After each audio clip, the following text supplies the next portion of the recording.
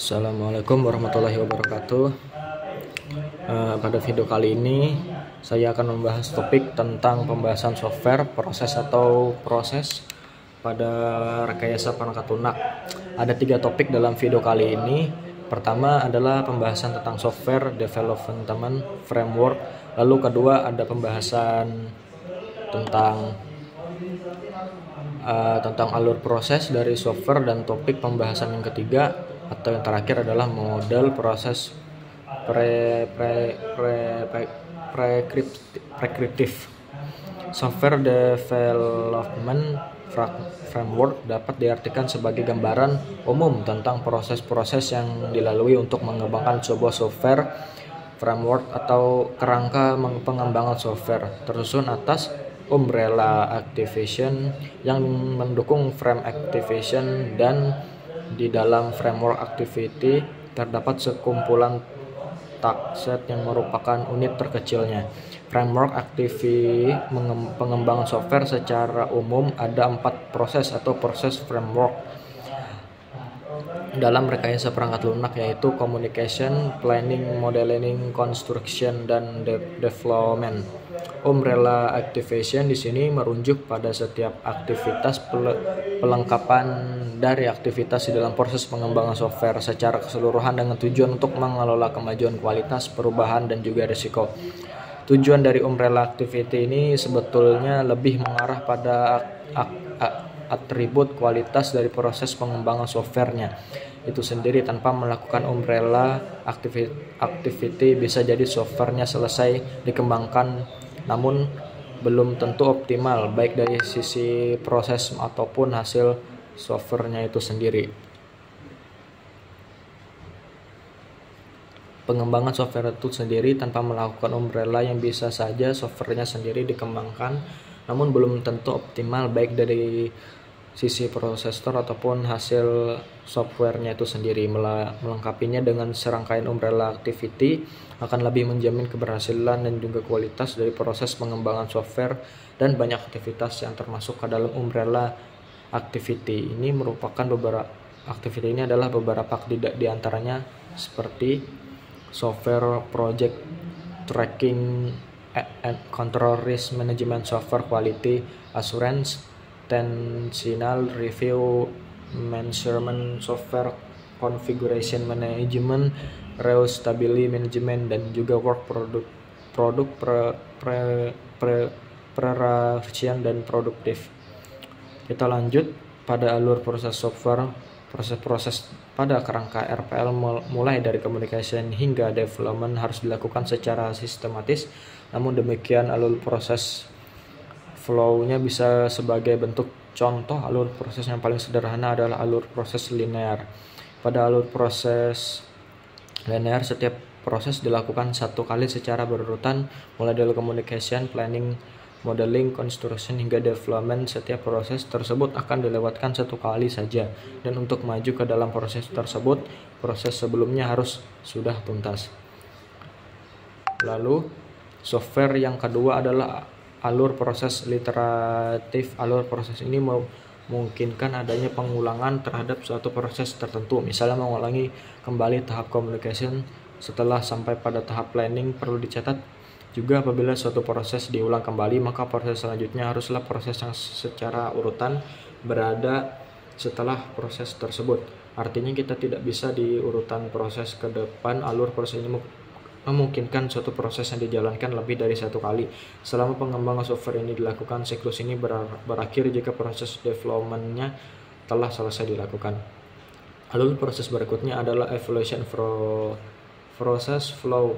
Ciri khas dari siklus ini adalah increment rails dari software tersebut.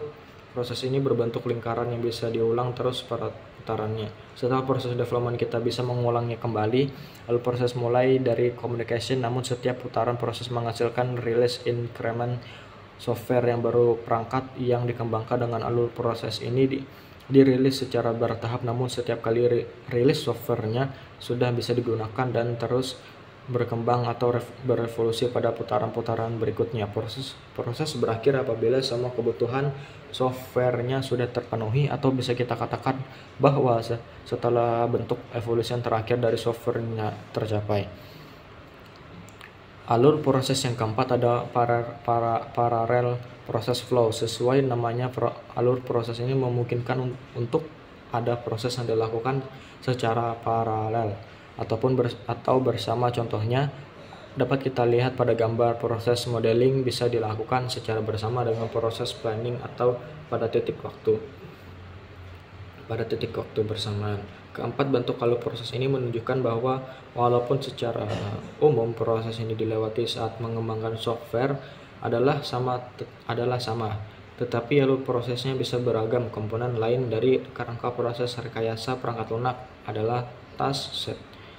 Task set ini adalah pekerja aktual yang harus diselesaikan pada setiap aktivitas framework.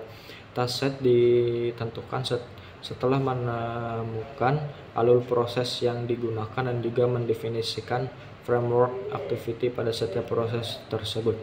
Jumlah dan tingkat kesulitan task set akan tergantung dari ukuran software yang dikembangkan. Walaupun framework activity-nya sama, sebuah proyek yang besar biasanya memiliki jumlah task set yang lebih banyak dibandingkan dengan proyek yang kecil, dan juga task set bersifat unik berbeda pada proyek pengembang software.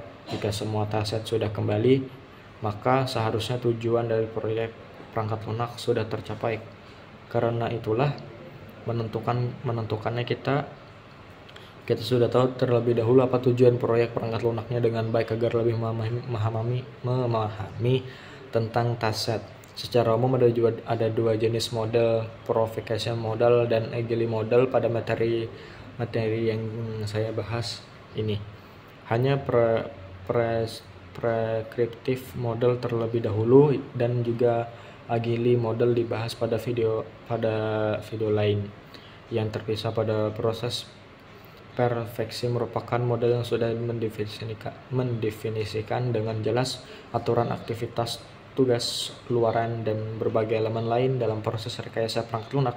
Model dalam setiap aktivitas ibarat sebuah resep obat, kita tinggal mengikuti saja agar dapat sembuh.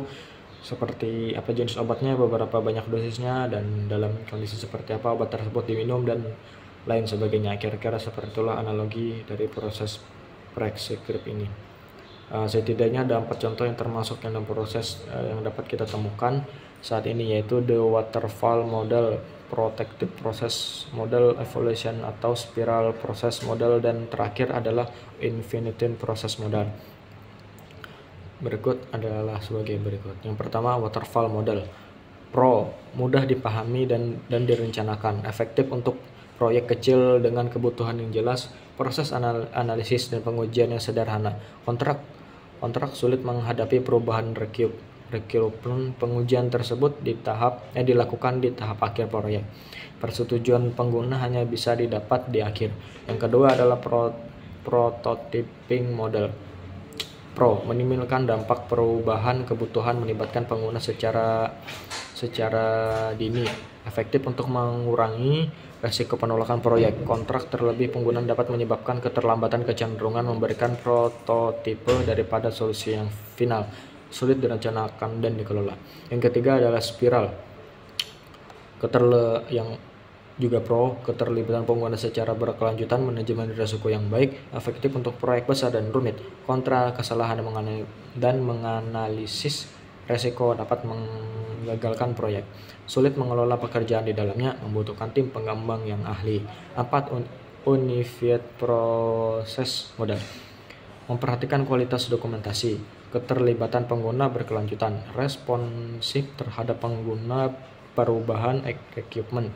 Efektif untuk proyek maintenance, use case tidak terlalu presisi, sulit menginteraksi perangkat lunak,